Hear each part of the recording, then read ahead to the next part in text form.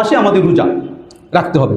মান সামা, আল্লাহ নবী সাল্লাল্লাহু আলাইহি ওয়াসাল্লাম বলছেন, মান সামা রমাদান, যে ব্যক্তি রমাদানের রোজা রাখলো, সুম্মা আতবাআহু সিত্তাম মিন শাওয়াল ফাকানা কাসিয়ামিদ দাহর, এরপরে শাওয়ালের 6টা রোজা রাখলো, আল্লাহ নবী সাল্লাল্লাহু আলাইহি ওয়াসাল্লাম বলেছেন সারা বছর রোজা রাখার সব তার আমল নামায় লিপিবদ্ধ করে দেওয়া হয়। বলি সুবহানাল্লাহ। এই জন্য শাওয়ালের 6 রোজা রাখা অতীব জরুরি একটি আমল। আমরা এই রোজা রাখবো। তবে এখন প্রশ্ন জাগতে পারে, হুজুর এই শাওয়ালের রোজা কখন থেকে কিভাবে রাখবো, এই ব্যাপারে প্রশ্ন জাগতে পারে। সংক্ষেপে 1 মিনিটে বলছি। শাওয়ালের রোজা আমরা প্রত্যেকেই রাখবো। কিভাবে রাখবো? শাওয়ালের রোজার মধ্যে কোনো বিধি নিষেধ নাই যে এইভাবে রাখতে হবে, এরকম ফিক্সড করা দিন নাই।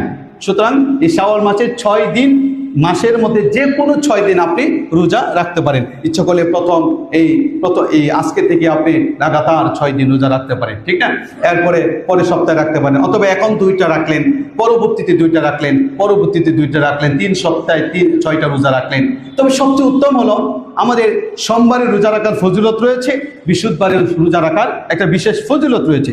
সুতরাং আমরা যদি সোমবার আর বৃহস্পতিবার কেন্দ্রিক রোজাগুলো রাখি, অথবা আইয়ামুল বীজের রাসূল সাল্লাল্লাহু আলাইহি সাল্লাম পুরো জীবনে তিনি সারা মাসে প্রত্যেক আইয়ামুল বীজ এই যদি আমরা শাওয়ালের রোজাগুলো রাখি, তাহলে 2টা সব একসাথে আমরা পাইতেছি, ঠিক না?